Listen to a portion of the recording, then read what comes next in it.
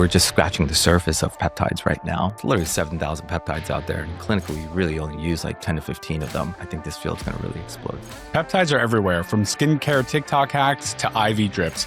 But what's the real data, and do they really work? I'm Dr. Rossi, and welcome back to Give Good Face, a podcast where we explore all things skincare, medicine, longevity. And today, I'm really fortunate to have Dr. Kuo here, the founder of Extension Health, a longevity and regenerative medicine clinic. The basic pillars of health that I see are mitochondrial health, metabolic health, and that kind of also leads to this category, which is inflammation. And the last is hormones. I know what a peptide is. How do you explain it to your patients? They're cellular messengers. They influence certain biological systems in our body. Peptides are really short chains of amino acids. Amino acids are the basic building blocks of proteins. Can you overdose on a peptide? Yes, you certainly can, okay? And there's dangers. There's a lot of considerations that you need to think about as well. People, don't be getting your peptides at the gym. That's not where you want to be getting these sort of compounds.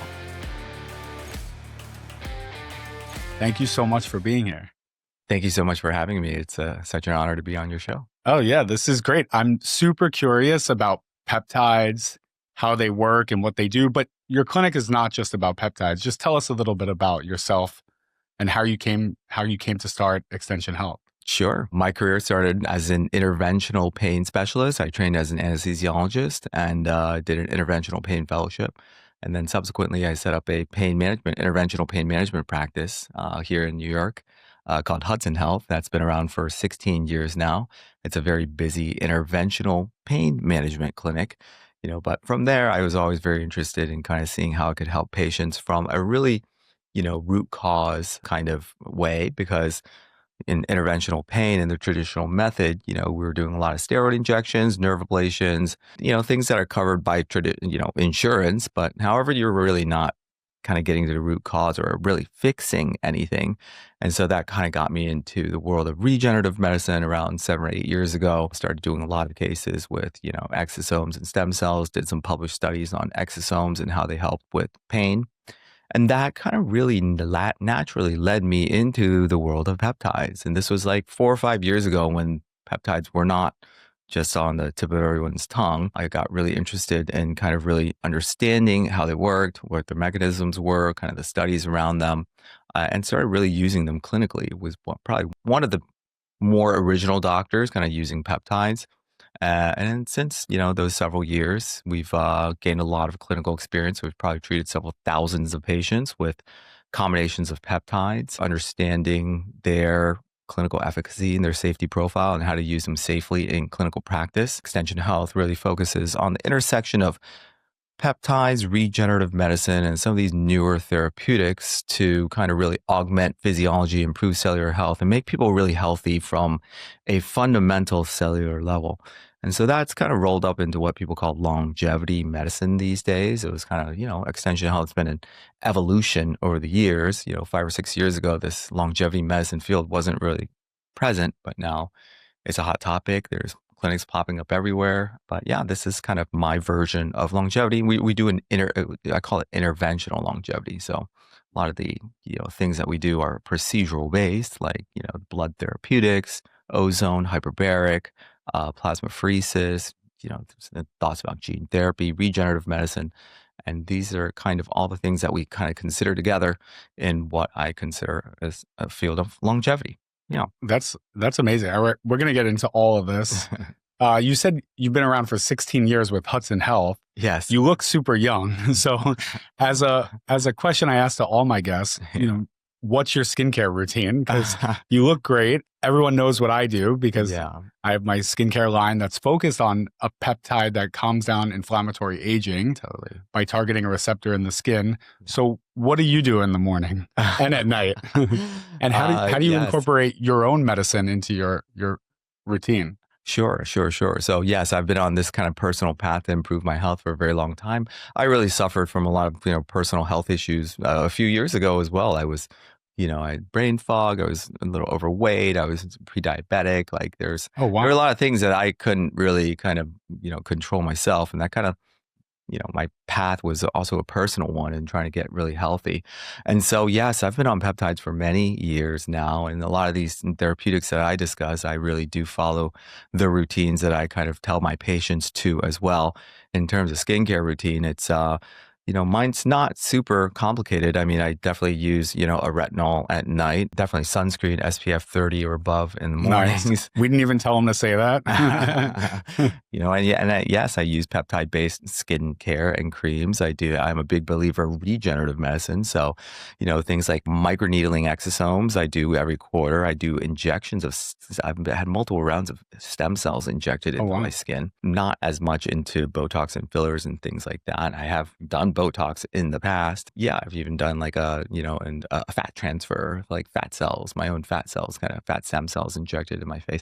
So I do try a lot of these things, but it's I feel like sometimes, they should be working. Yeah. I mean, I'm 46. It's working, folks. Yeah.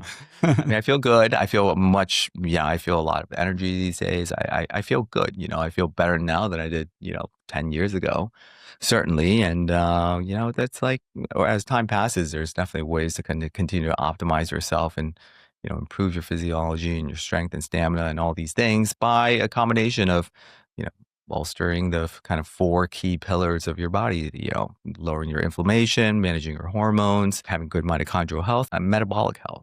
So those are your 4 pillars, right? Of Extension Health? To boil things down to the simplest, the basic pillars of health that I see are mitochondrial health, okay? Making sure you have great mitochondria. Those are kind of powerhouses of every single cell in your body and how you produce energy and detoxify. Metabolic health, okay? Metabolic health as in, making sure your body's metabolically tuned up, is responsive to insulin, that you don't have, high glucose spikes that cause inflammation. And that kind of also leads to this third category, which is inflammation. Inflammation management is just so critical, because inflammation really drives all of the kind of chronic disease that we can encounter in life. And so it's, and the last is hormones, okay? Like, you must have great optimal hormones for any of this stuff to really work. So, it's a real simplification of what you can do to be healthy, but, to boil it down, it's kind of, you focus on those 4 categories. Yeah. Longevity really is a lot more complex, as in, then you kind of think about like organ system health. Like, all of our different organs kind of do have aging at different paces. So there's like kind of ways to look at it through that kind of lens. But, just boiling down for simplicity. I like simplicity. Yeah. Able to kind of really explain to patients, able to kind of target these 4 kind of basic pillars. Once you get these optimized, you can really do a lot. Yeah. I've been always talking about a lot about chronic inflammation, how that damages our skin, from the inside out. We know it happens in our joints, but it's happening in all of our organ systems. Now that you've asked about my skincare routine, I would like to know what a real professional does with his skincare routine. You should. My medicine cabinets, I have like multiple of them, so they're filled with things, and I've tried it all. I went to Korea actually to formulate my skincare line, because it's all based around a peptide. And that's why I'm so interested about your injectable peptides. This peptide is a short chain amino acid, about 5 of them, right? That's created into this peptide. That's more of a, messenger peptide. It actually targets TRPV1 in the skin, which is a receptor in the skin, but it's also in a lot of organs that causes downstream inflammation. And my whole theory about how I approach the skin is decreasing this chronic inflammatory state that many of us live in, right? Like what you were saying, exactly what you're saying. So I think our messages are very much the same. And so this peptide complex targets that and decreases this, sort of low level inflammation that lives in our skin. Things like rosacea, acne, eczema, it's all in chronic inflammatory states. And if we can target that, we can decrease collagen destruction. We can decrease, extrinsic aging that's happening from environmental exposure, UV, pollutants, hydrocarbons. So everything that our skin is being bombarded by on, just living day to day. My whole line has that peptide woven into it in different formulations. Using these steps just religiously. Right. It's really helped me. Of course, I augment it with lasers. I love a good resurfacing laser. I'll probably have a post about that coming soon, because I do that like once a year. Okay. Things like fractional CO2, fractional non-ablative lasers like thulium 1927, 1550 nanometer, all these different wavelengths really can help improve our skin because we're decreasing senescent cells. And these are those zombie cells that sort of turn off, as we're aging, similar to what you talk about going on in the body. Yeah. It's just these cells sort of stop working and they just become dormant. And then they're not giving off those messages to like grow collagen or proliferate. So we're sort of turning those back on. And by decreasing the chronic inflammation that's happening in our skin, you can really augment the skin from the outside in. Right. Amazing. Yeah. What do you think of retinols? Should people be on those daily? So as a dermatologist, I'm very much of a purist. I love the retinoid compound. Our retinoids are our prescription retinoids. Retinol is the derivative of it, the aldehyde derivative. So retinols are weak, but that's why they're over the counter. So they're weak compounds. They don't do as much as you can get with a prescription retinoid. I love a prescription retinoid. So I do give that prescription to patients. You have to mix it with a moisturizer. Otherwise, you'll get this, retinoid dermatitis, we call it, that irritation, that redness, and it feels very inflamed. So when you mix it with the moisturizer, like my night one, that's what it was designed for, because I don't have retinol on my line. Yeah. Because I want people to use retinoids. And now there are some over-the-counter retinoids, ones that were prescription, but now over-the-counter, things like Differin, which is used for acne, that's adapalene, that used to be a prescription, but now it's over-the-counter. Yeah. So there's some little hacks. So I say save the money on the retinol, get the retinoid. Okay. Yeah. Basic 101, someone Googles the word peptide, and they're really not sure what it is. I know what a peptide is. Yeah. How do you explain it to your patients, or when they first come to you? What's the intake, and how does that relate to the things that they're feeling? Sure. I mean, peptides, you can, the basic way to think about them is that they're cellular messengers. Okay. They influence certain biological systems in our body. You can think of peptides are really short chains of amino acids. Amino acids are the basic building blocks of proteins. So peptides are really just small little proteins. You can think of it as like an alphabet, okay? The amino acids would be the letters. Peptides would be words, okay? And then the proteins would be like full sentences. Okay? So proteins are just much more kind of larger, complex. They fold and they complex into... Correct. Yeah. Correct. Whereas peptides are just really small chains. And some of these are just literally like 3 amino acids linked together. Many of these are naturally occurring in our body, okay? Things like insulin is a peptide, all right? Our body naturally produces insulin. The clinical use of peptides is we can actually introduce some of these short little chains of amino acids or small little proteins into our body that can then ask our body to perform certain functions. Okay, so there's many different categories of peptides, but some of them promote healing, some of them promote collagen synthesis, some of them promote a little extra growth hormone, some of them modulate your immune system, some of them help with mitochondrial health. And so those are kind of like broad categories that you can think of how peptides exert their influence on our biological systems. And some people may have won the genetic lottery. Their organ systems are just functioning really well. But unfortunately, we live in an environment that is always constantly taxing us as well. So things like diet, nutrition, environmental exposures, these all sort of, degrade our body over time. So you're saying by introducing these at specific time points or with specific conditions, you can really help optimize. Correct. You could augment your physiology in some of these beneficial ways. A very common example is like a BPC 157, right? This is a peptide that is probably the most commonly used. This is a peptide that I see ads for it all the time. Yeah. yes, it's everywhere now. This is naturally made in your stomach. It's an anti-inflammatory. All right. And so when you use BPC 157, either in an injection or an oral form, it can accelerate the healing response in your body. All right. So it's a healing peptide. It's a healing peptide. It's an anti-inflammatory and a healing peptide. Yeah. So after injury, do you recommend that or? Yes. After injury, after kind of illness or kind of elevated inflammatory state. Okay. But however, we all have levels of inflammation in our system, just even regardless of whether you feel it or not. Okay. There's always kind of basal levels of inflammation. And so there's theories where, even people that are not experiencing, pain can also still be on cycles of BPC 157. Okay. At the very least, it does kind of accelerate recovery even after workouts. Okay. And so it can kind of really improve benefits of working out, as in you just recover so much faster from your workouts and you're able to do more and recover faster. And so even in patients that, once again, are not suffering from an injury, many times we'll put them on cycling courses of, BPC 157, little thymosin beta 4, sometimes a GHKCU. These are three are in the categories of anti-inflammatory, collagen synthesis. They help grow blood vessels. So those are kind of the peptides we use for that. Yeah. So you're treating inflammation from the inside out. Correct. Yeah. Most of the times we prescribe injectable peptides that kind of reduce systemic inflammation.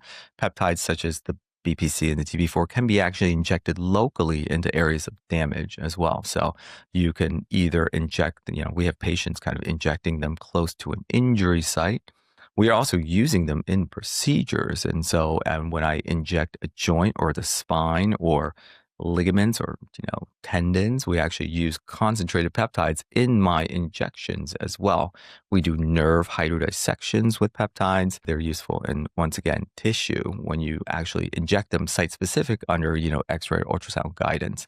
We find that a really nice adjuvant to some of the more traditional things that we inject into ligaments, joints, in addition to, sometimes it's steroids, sometimes it's PRP, sometimes it's exosomes or stem cells.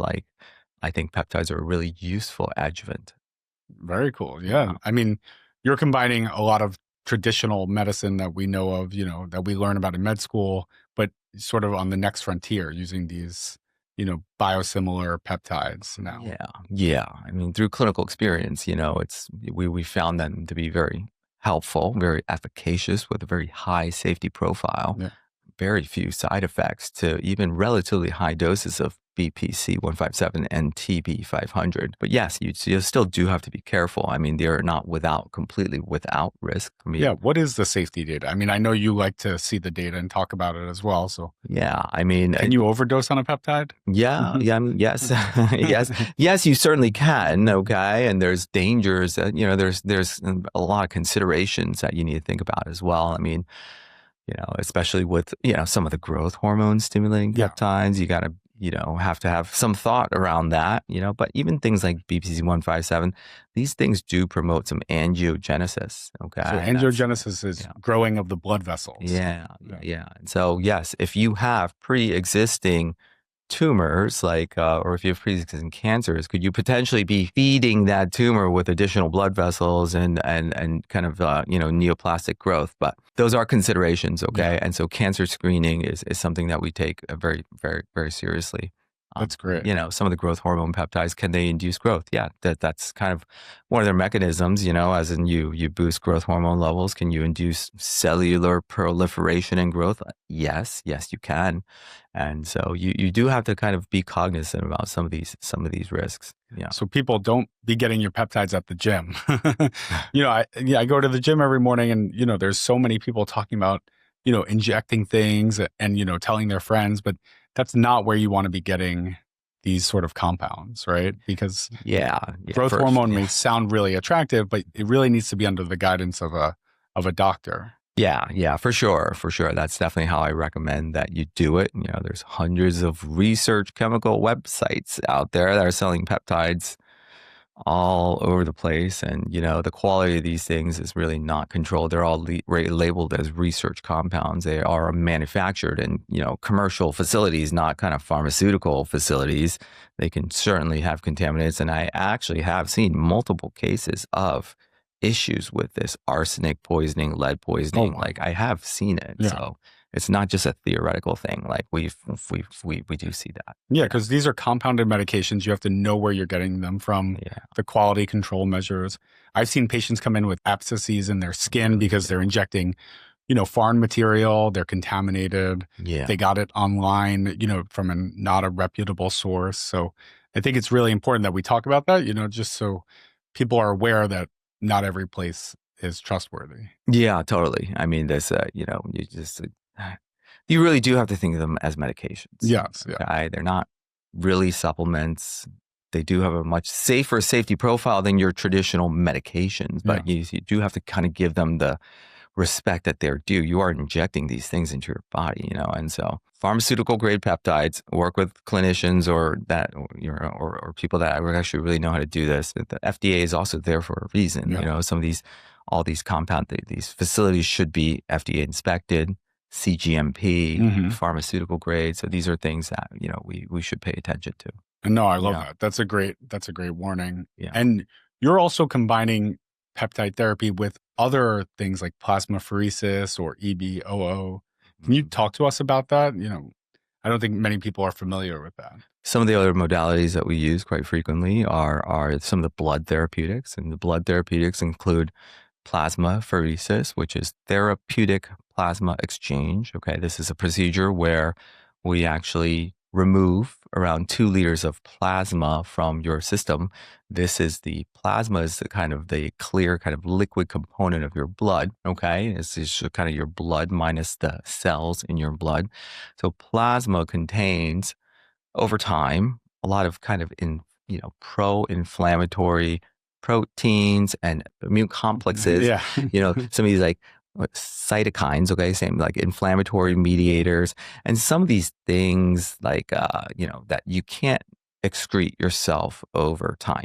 Okay, is that like dialysis in kidney? Renal function, or basically, it's a very similar thought process. The same machines are kind of used for that as well. We take your blood, we separate out your cells, we remove 2 liters of this plasma, and then we kind of replace it with saline and human albumin, so clean filtered human albumin. And so this is, you can think of it as an oil change for your body. All right, it just kind of cleans out your system. That's a good metaphor. Yeah. Just thinking about it simply. The other blood therapeutic is EBOO, which is ozone therapy. Okay, ozone dialysis. But we do take out your blood, we circulate it through a machine, we pass it through a filter, we apply ozone, we apply oxygen, and then we run it through a whole series of UV and LED lights. And so what ozone does is it is an oxidative stress to your system. It creates this, oxidative reaction, which in layman's terms, it triggers your immune system to respond. I deem it as exercise for your immune system. As we age, our immune system function does go down, and kind of restoring immune system health is actually really critical, one of the critical pillars of longevity. And so it is my belief that periodic controlled exposure to ozone is helpful for boosting immune system function. It also does help with mitochondrial function. And then one of the biggest benefits is that ozone is toxic to bacteria, mold, and it can inactivate viruses. All right. And so we've used this for, people with long COVID, mold exposure, things like that with good results. Okay. We're seeing kind of really good clinical results with that. And so ozone is usually combined with, some of the other therapeutics that we do. Hyperbaric oxygen therapy is something else that we do quite frequently. You have a hyperbaric oxygen chamber too? Yeah, wow. Yeah, we do. Yeah, we do. It's a, 2-person walk-in medical grade, 2 atmospheres. And, hyperbaric oxygen has been widely studied and has probably the best data in longevity. What the cells need for optimal survival. It's a couples therapy chamber. 2 people can go in at once. Yeah. We have people who can go on dates. That's amazing. That could be a first date. We take meetings in there all the time. That's the next level of Hinge. Get healthy at the same time. That's cool. Yeah. So like those 3 modalities I think are useful. Okay, and those are some of the modalities that we use in addition to peptides. Some of these also we do a lot of these nervous system resets as well. Kind of known for this procedure. It's we call it the neuro reset. It's an injection here in the neck. All right. And like the vagus nerve, or we actually inject the sympathetic chain, the stellate ganglion, and the superior cervical ganglion at these 2 areas in your neck, the C6 and the C4 level. That really, we can block and reset the entire fight or flight response, all right, which is the sympathetic nervous system. And then along the vagus nerve, we actually inject the vagus nerve as well. Okay. Wow. And so The thought process behind this is to really rebalance the autonomic nervous system by reducing and resetting the sympathetic fight or flight response. By augmenting and improving the parasympathetic response, you can kind of get a reset and rebalancing of the nervous system, the autonomic nervous system. So a lot of people these days live in a constant, stressed out environment. They're always in this fight or flight it's mode. New York City. It's Yeah. New York City, Yeah. A lot of anxiety, PTSD, sleep disorders can be as a result of an overactive fight or flight state. And so by blocking and resetting that, it's like hitting a reset button on your neurological computer. Right? Interesting. Would that work for things like POTS syndrome? Or yes, exactly. So we've done studies on POTS and dysautonomia, especially after long COVID. We do see a high population of these patients in our clinic. It does work by kind of modulating that sympathetic response. It can be helpful for POTS, ME/CFS, dysautonomia. And so we do have clinical, we did a 20-person clinical study on that. And then there's also been other recent clinical studies published by, Dr. Liu in Alaska on the effects of dual sympathetic blocks in treating dysautonomia and POTS. Wow. Yeah. So this is fascinating. We're taking a deep dive. And so you're pairing, does the patient have to be healthy to begin with, or can they come in, are you working with people who are also on traditional medications?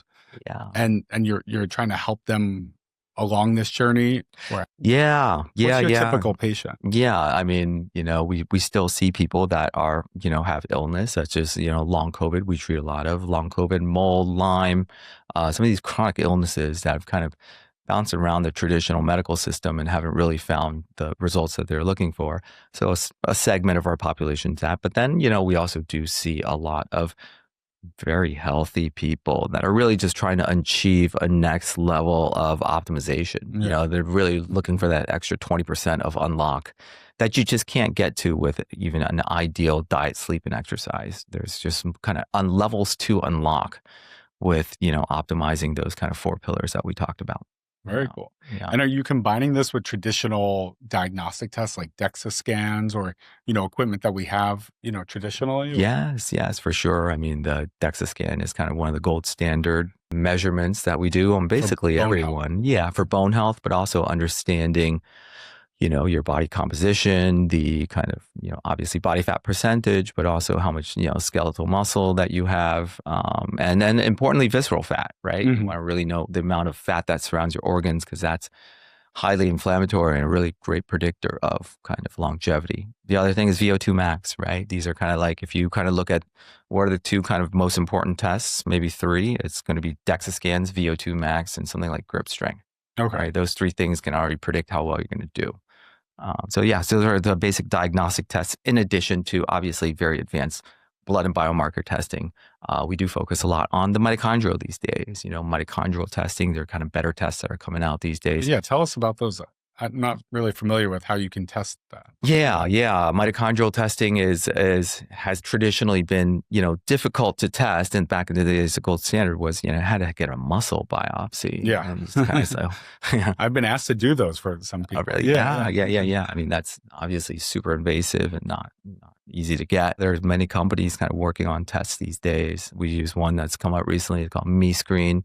And it can basically, with just blood testing, all right, you can kind of look at mitochondrial capacities, okay? The mitochondria, how they perform under stress, how they perform at rest, their oxidative capacities, their kind of communicative capacities. It's still at the infancy, okay? Mm-hmm. As in like, mitochondrial strategies, we really want to be able to guide our mitochondrial strategies.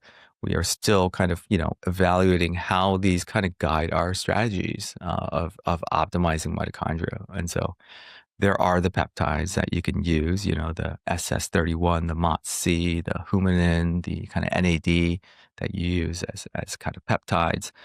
Other things like methylene blue and, the ozone therapy, exogenous ketones. There's quite a few things that you can do to optimize mitochondrial health these days. This is going to be a really big topic because a lot of fundamental chronic disease stems from mitochondrial dysfunction.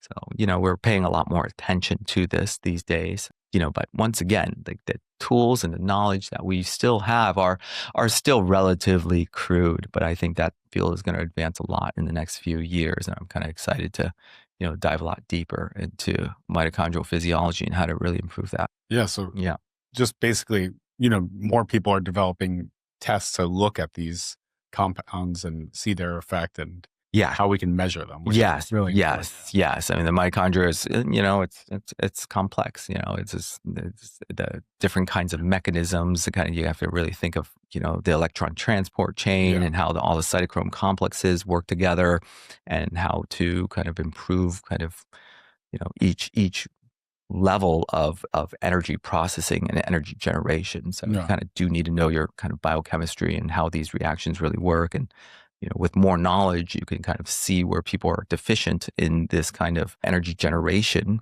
and then really try to target specific pathways to augment and improve the function of your you're really mitochondria. taking me back to Biochem 101.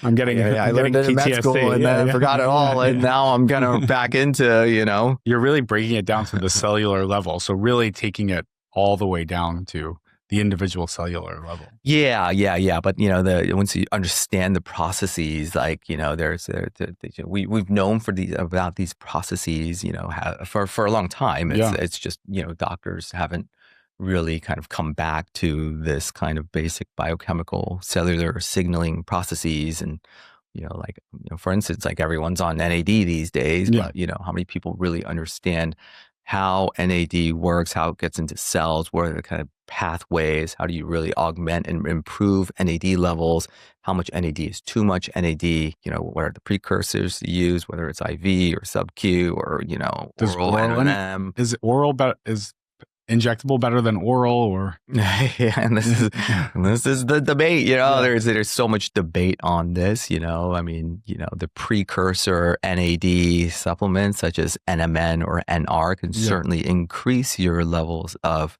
NAD that your cells can use. I think IV NAD is kind of something that's kind of going out of fashion these days. They're expensive, they're painful, they take a very long time. These days, there is something that we use. It's called Niagen. Niagen, which is a NAD precursor that, can go in a lot more easily, kind of raise NAD levels higher than an IV NAD can. I think it can be used by cells a lot better than just traditional IV NAD. Clinical responses are kind of all over the place. There are certainly people that respond very well to IV NAD. We have used them for chronic disease, for things like alcoholism. Some people really do respond well to IV NAD. We typically have people just doing injections of sub-Q NAD these days, especially if you're on a mitochondrial protocol. You use a little sub-Q NAD in addition to things like MOTS-C or SS31. It kind of gives you a little more substrate for these mitochondrial peptides to work on. And, interesting other pathways these days is what I really recommend if you're going to do NAD is also really thinking about, the kind of two salvage pathways that NAD can break down into. And one of them is this like CD38 pathway, which you might want to take some apigenin to kind of increase your kind of NAD levels. And then there's other compound called 1-MNA that you can take in addition to kind of increase NAD levels by kind of blocking one of the salvage pathways. So if you're really going to think about NAD, you would take, a combination of, the precursors like NMN, then I'd take a little apigenin, then I'd take a little 1-MNA, in addition to some of the mitochondrial peptides. And that little protocol is, I've seen people respond pretty well to that with increased energy levels and stuff like that. I can really see like these pathways in my brain. I'm like getting flashbacks of like studying them and salvage pathways, but you're really thinking not only about the immediate compound, but also the downstream, how these compounds get broken down or recycled basically in our body. Correct. Yeah. And there is such a thing as taking too much NAD. You can kind of, overspill your bucket. And when you overspill that, you can actually cause more damage and oxidative stress. So no, I do not recommend people get NAD infusions like once a week or something like that. I think that's just probably way too much. It's actually really kind of difficult to assess what is the optimal NAD dosing. There are companies that do intracellular NAD testing. The jury's still out on that, okay? Like I've used it quite a bit. Are the results as kind of reproducible and reliable all the time? Like I'm just not sure, okay? There's still, I think, a lot of science that needs to be done in this field. If you had an infinite budget, like Brian Johnson, you could take all this stuff. Yeah. What do you wish people stopped wasting their money on? Or what is overhype? I think over supplementation is a real thing these days. Like oral supplementation. Yeah, just over supplementation in general. I mean, I have patients come in and they'll haul in all their supplements, and it's you don't want to see my cabinet. It's this gigantic bag of all sorts of stuff, and it's like, what's necessary versus what's not. If you kind of listen to every wellness influencer out there, everyone's kind of selling something else, and so or selling their own compounds, selling their own things, and like, should you take prebiotics? Should you take postbiotics? Should you take Akkermansia? Should you take urolithin A or CoQ10 or DHEA or all methylated B vitamins or folate or, all there's an infinite list of things that are kind of peddled. It's hard to say. Okay. Like, I'm not, specifically very pro one thing versus another. I kind of try to use data and kind of clinical, experience to kind of guide me on this. Most people do not need a lot of supplements. Okay. The main things that you really need, quite simple. It's vitamin D. Mm-hmm. It's magnesium. It's the omegas. Yeah. Right, omega-6 3s and a good combo, but a lot of people, you can get that through great diet as well. Okay, and so like you boil down to the basics. Like a lot of people I test are deficient in vitamin D, magnesium. Yes, some people can be deficient in that, but that's really kind of it. And I love a good prenatal vitamin. Yeah. I mean, things like the multivitamin or even like vitamin B complexes, like. You probably don't need it, okay? As in most people, if you have modern Western diets like are very full in this kind of stuff. There are specific times when, yes, B vitamin or methylated B vitamin can make sense if you have MTHFR deficiencies and kind of the methylation pathways. There's specific instances where you might want to take some folate or DHEA or some of these things. There is good evidence on urolithin A. I've seen kind of good stuff on that. There's maybe Akkermansia as well. But yeah, there's just so much stuff out there. I mean, it's impossible for us to kind of really figure it all out. But, and back to the topic of peptides, like this is where we really see bang for the buck. Okay. Yeah. Like most people feel great on peptides. They really do. I mean, that's great. So yeah. I feel like you probably see those patients who've maxed out on like all these oral supplements that they've, it takes them 30 minutes to do. Yeah. Same with me. I see a lot of patients, they've, really maxed out on their skincare routine. So now they want to go to the next level and like, talk about procedures or lasers, et cetera. Yeah. But, it's always in conjunction with a good at-home routine as well. For sure. For sure. Where do you see the future of this medicine going? Is it more in the testing the assays or more in the compounds themselves or a mixture of both or? I mean, I think AI drug discovery is going to really change the game so much, and there's so many kind of newer kind of gene therapies and, mRNA and siRNA, like, some of these newer therapeutics they're really going to completely change the game. I think peptides. It's a true level of biohacking. True level. Yeah. Already you can solve a bunch of, diseases and genetic conditions with gene editing. Gene therapy is going to be a huge thing. Already we have, follistatin gene therapy that I've seen kind of great, moderate to good results with already. So I think a lot more in that realm is going to come. Some of these newer medications are truly phenomenal. And there's so many different realms like immunotherapy, cancer therapy, reducing cholesterol. The list kind of goes on and on. I think we're just scratching the surface of peptides right now. Okay. Like peptide drug discovery. There's like literally 7,000 peptides out there. And in clinical, we really only use like 10 to 15 of them. And so as more and more peptides come out with even more kind of very specific biological functions that we can really elucidate their kind of true mechanisms of action, I think this field's going to really explode. So really targeted. Really targeted. Yeah, really targeted. So if someone wants to see you, they can do telehealth or they can come in. Yes. Yeah, of course. Like, we do telehealth. We have a whole group of doctors with us these days.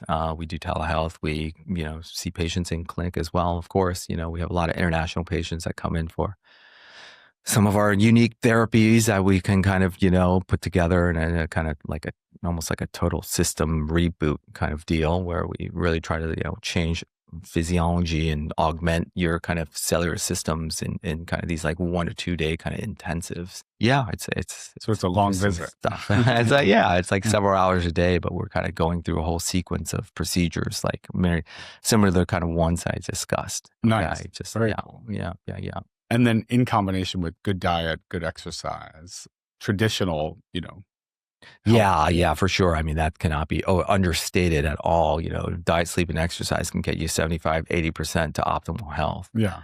Just, some of the things that we do is really kind of unlocking that extra 20%, like people, you can have a sharper mind, like most people do live with some degree of brain fog. So you really do things to really optimize that. You can really unlock cognitive capabilities. Really can. Physical capabilities, cognitive capabilities, just by, peptides, hormones, inflammation, mitochondria, those 4 things, optimize those and you would just feel a lot better. Yeah, I remember, I'm sure you felt this way too. In med school, you could like study for hours and hours on end and just like, not sleep and get through everything. And like, and then as you get older, it's just like, what happened to that reserve? It's harder and harder, right? It's harder and harder. Yeah. Exactly. Something's happening, something's going on. Like, totally. Yeah. The physiological processes in your body just don't work as well. You produce less hormones, you produce less peptides. And the concept is really simple. You just kind of really replace the physiological levels that diminish over time. Yeah. And that's why people should be on hormones. And that's why people should, consider augmenting your physiology with peptides. Yeah. I know men naturally decline their testosterone, from a peak in like their 20s or so. Yeah. Whereas women usually just, once they hit menopause, they're really sharp decline. So men are more gradual, women are more sharp decline. Yeah. I mean, on that topic, I see so many guys, so many men, just late 30s, early 40s with like plummeting testosterone levels and, 300s, 400s. Is a combination of environmental toxins and stress and modern day lifestyles, or some of our hormone leading food system, alcohol. But this is a real issue. Yeah, if you see average testosterone levels in the 1950s versus the levels now, it's like a dramatic decrease. Down, sperm quality, testosterone levels. I mean, big plummet. So managing testosterone is a big thing that we do. We'll have to have you back on for a whole nother discussion about hormones and optimization. Yeah. We're going to play this little game called Myth or Medicine. Sure. So I'm going to tell you some quick fire statements. You tell me myth or real medicine. Okay. Collagen peptides can rebuild your skin barrier. That's a tough one to start. That's a tough one. I would actually say that that's a myth. Okay. Like collagen peptides you ingested in your stomach, just, most of that stuff is just broken down. Okay. Like it's broken down into amino acids and protein. Like, I don't feel like that just ingesting protein. Yeah. Like so I don't really feel, I'd skip that. Good. Yeah. Copper peptides, best for skincare, or, there's better peptides out there? It's very helpful. I do really love copper peptide. GHKCU is a great peptide for skin. I mean, is that injectable or? It is injectable, but you can actually use it topically as well. And so GHKCU is like a really simple tripeptide. But when you bind it to copper, it becomes a potent signaling molecule. It stimulates wound healing, stimulates collagen, stimulates elastin, angiogenesis as well. I really like GHKCU. So that's a signaling. It's a signaling peptide that I think works pretty well, both topically and injected. Yeah. This might be controversial, but peptides are safer than Botox. Yes. I love Botox. You love Botox. Yeah. I mean, I think, Botox used cosmetically is, it's been done so much, so many years. But there are kind of people talking about the dangers of putting a toxin repeatedly in your body and whether that has any kind of systemic effects and this and that. I think peptides are safer than Botox, but Botox is, to me, it's pretty safe. It's used in millions of patients. Like, as long as you don't get that counterfeit botulinum toxin that they're using in Florida, that unfortunately, that's the thing. They went to not reputable people and they were using counterfeit botulinum toxin that really hurt people. I mean, that was scary. That was not purified. So I think there was, an alarming, people were like, oh, Botox is not safe, but real, cosmetic and medical grade Botox, Yeah, Yeah, totally. we use that every day. Totally. Myth or medicine, all peptides are basically the same. I think no, that's definitely not true. Yeah. Different categories and signaling pathways. And so that's not true. Yeah. Can peptides overcome bad diet and poor sleep?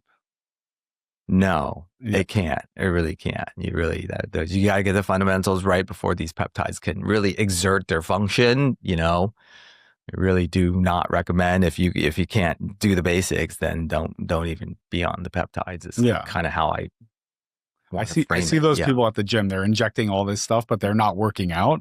And I'm like, it doesn't just grow the muscle. You actually still have to need the right stimulus to have these things work. Yeah. You need the physiologic stimulus, totally. Tension on the muscle. Yeah. Big into my world is peptides can, just get rid of all your wrinkles. I wish that was the case, but yeah. No. That doesn't happen. I mean, when you can improve collagen and elastin, by some of these, the GHKCUs and things like that. But no, it's not going to eliminate wrinkles. No. Yeah. No. The peptides that you're injecting, are they the exact same thing as something like growth hormone, or is it like a biosimilar? What's biosimilar? I would say. Some of the growth hormone stimulating peptides, the GHRH or growth hormone releasing peptides, they stimulate your, pituitary to release more growth hormone. Yeah. And so they're biosimilar. Okay, they're not exactly the same, but they biostimulate. They're not, they're not what back in the day people were injecting anabolic steroids or. Very different. Very different. Like HGH, straight HGH is very different than, a growth hormone stimulating peptide. HGH is non-physiological. And you can definitely get into problems with that. But, we see much less issues with growth hormone stimulating peptides. Is that what you think some of the actors are on in Hollywood, who are like just massive and huge, and you see these guys with huge jaws and I mean that's most likely testosterone. Most likely some people are on a combination of some of the anabolics as well. Like if you're familiar with the bodybuilding community, like there's there's quite a few other anabolics that you can use in addition to testosterone or straight HGH as well. I mean, some of these big guys at the gym are on a combination of HGH and some anabolics. Yeah, they're almost like walking experiments. You see them. I mean, I do treat a few kind of professional bodybuilders, including some people that are really at the top of their game, but it's like long-term use of these anabolics and HGH, you can really get into a lot of trouble. Okay. It causes a lot of cardiovascular stress. It stresses out your kidneys. And so some of these things I think may or may not be reversible. Yeah. I think there was a Dutch study that showed the use of anabolic steroids. So not what we were talking about peptides, but the use of anabolic steroids with all comers in these young men actually led to increased mortality and decreased lifespan, which was, for all causes of death, which was for sure. Yeah. So, again, don't get any of these at the gym. And then fitness trackers, myth or medicine? What do you think? Medicine, I think the tracking of your data is really important these days. The continuous data is really gold and kind of, really assesses, feedback. Like data is everything. The more data you have, the more insights you can get into improving some of your health markers. So we recommend quarterly blood work, DEXA scans twice a year, knowing your HRV scores and sleep scores and stress levels, using Whoop and Aura. Like we have we continuously monitor. I have an Aura ring. Oh. It's probably out of battery right now, but I got to charge it. This battery should last longer. Whoop or Aura? What do you think? I actually use both. I think nice. I think Aura is great for sleep. I don't think it's great for like daytime activity tracking or anything like that. But the Whoop, I think, is the subsequent upgrades and the new strap. It's really quite good for monitoring activity levels and kind of stress during the day and HRV. But I like both. I think they're both valid. Yeah. All right. Yeah. And last question. This show is called Give Good Face. So yes. What does Give Good Face mean to you in terms of longevity, peptides, extension health? It just you got to be healthy from the inside out, and like that. You want a good face. You just kind of need to be good on the inside as well, because everything on the inside kind of reflects on the outside. And so, I love yes. All right, good.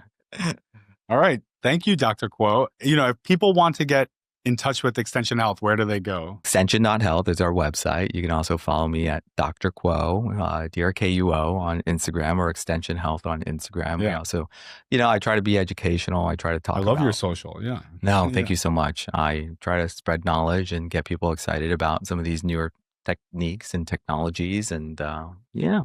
This was a great conversation. So thank you so much for coming. And I hope to have you back, and we'll talk more about hormones and, of course, how we can optimize that. Yeah. Such a pleasure to be here. And thank you for having me. And amazing. It was wonderful. Yeah. And remember, everyone, if you like this conversation, subscribe, follow, and, we'll have all this content coming out for you.